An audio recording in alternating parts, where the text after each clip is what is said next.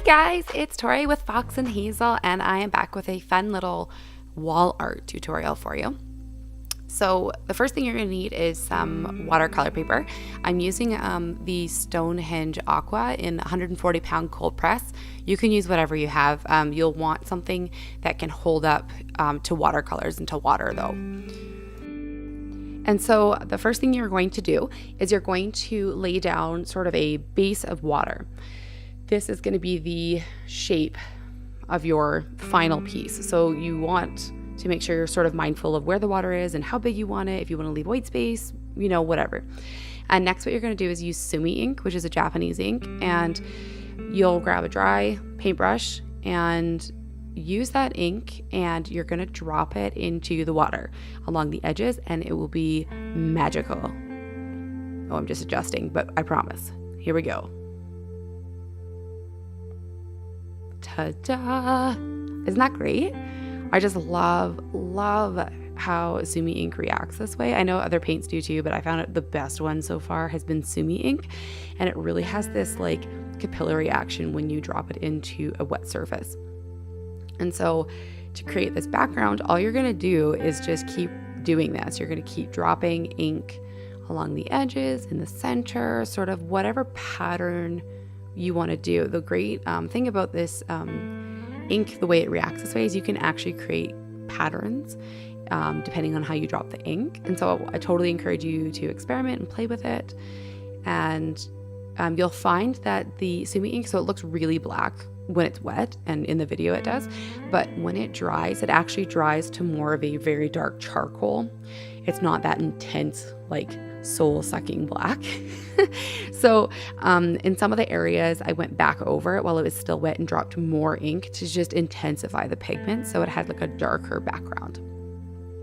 At this point, you could totally leave it, or you could keep adding to it. At some point, as your page dries and there's less and less water, the ink will stop spreading because there has to be the right balance of water to ink going on the page. And the Sumi ink, where it drops, actually dries quite quickly. You can kind of see on the left side and in the center there, the ink's already dried. So you can see where I dropped it right there. It spread along the one side, but not in the center. And so once you've done as much as you like, leave it to sit. Don't pick it up, don't move it around, because it will swirl the water and the ink everywhere. You just want to leave it be. It depends on how much water you added to let it dry, but make sure it is completely dry before you move on to the next step. And so here I'm just grabbing my favorite drawing pencil, which is a Blackwing Pearl, and I'm trying to decide what I'm going to write on my page. And so I've decided that I'm going to write, "Yes, you can," because sometimes I just need to remind myself that yes, I can.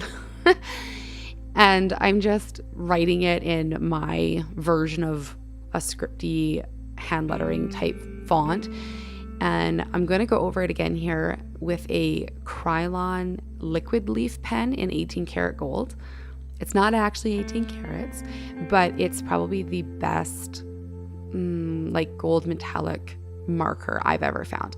I find that lots of other gold pens or paint markers, are not very gold. They're like gold paint. I don't know how to explain it. They're not metallic. And so this one is actually, because it's a liquid leafing pen, is quite reflective. It's almost the same properties as like a chrome, I guess. It's very reflective. And I have the silver one, which is very chrome-like, and it works great on porous materials, as you can see here. So I'm just going over the lettering that I've already done. And as you can see, I'm just dropping everything about like 1/4 of an inch because I didn't like my original placement. So you can totally do that too. Your pencil marks will come up off of the ink fine. It'll erase fine as long as you haven't pressed down too hard when you've done your initial sketch. And I'm just going back over and doing some faux calligraphy and thickening up all my downstrokes. You've heard me say it in other videos. I'll say it again to the day I die. I am not a hand letterer.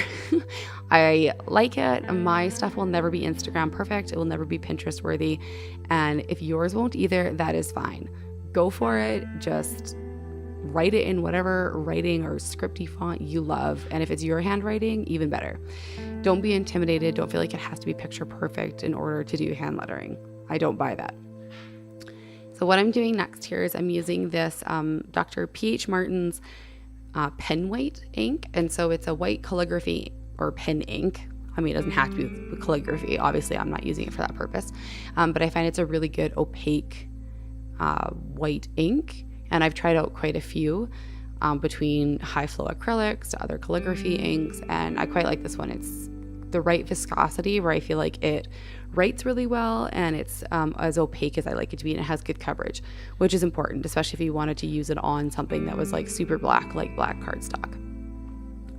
So what I've done here is just on like a splattery background, and now I'm just grabbing a smaller paintbrush. I think I'm going to grab a 1 round, which is just another watercolor brush, and I'm going to go over my gold lettering with, actually I don't know what I'm doing. You can kind of see I'm trying to decide, but I decided to go over all my downstrokes with my white paint to sort of highlight them, I guess. This is totally up to you at this point what you want to do. This is just an idea, however you want to customize it. I did another one when I was testing it where I did all white lettering and outlined it in gold, and then I did just gold outlined in black. And so really whatever you're into, go for it.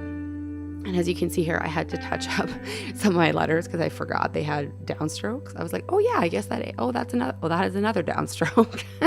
So I went and thickened up my lines with the gold leaf pen, and then went back over it again with the white ink. And so I kind of felt like it needed something a little bit more, and I really like this gold pen. So I decided to go back in with my 1 round watercolor brush and add some like veining, some gold veining in where all the seams are along where the ink had dried in these different sort of pools, if you will.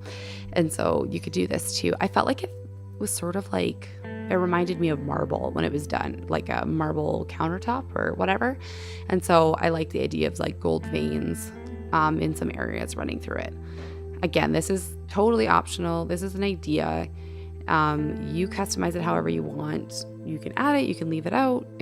There's really no right or wrong way to do it. You could go back in with white ink if you wanted to and add a highlight. If you were into silver and did it all with silver instead of gold, that would look really dope. You can do whatever you want. And so I'm just finding like natural spots where there's a seam or a line. I'm not adding them in and trying to create lines that don't exist. I want it to still feel really organic. So I am just adding it where it already exists, I guess. And I think that was it. It is, ta-da, it's done. See how easy it is? So yeah, this is a really easy way to get some lettering up on the wall and try some new materials. And if you guys want to stay up to date with all of my videos, make sure you hit subscribe. If you're on Instagram, you can find me there at Fox and Hazel, and I will see you guys next time. Bye.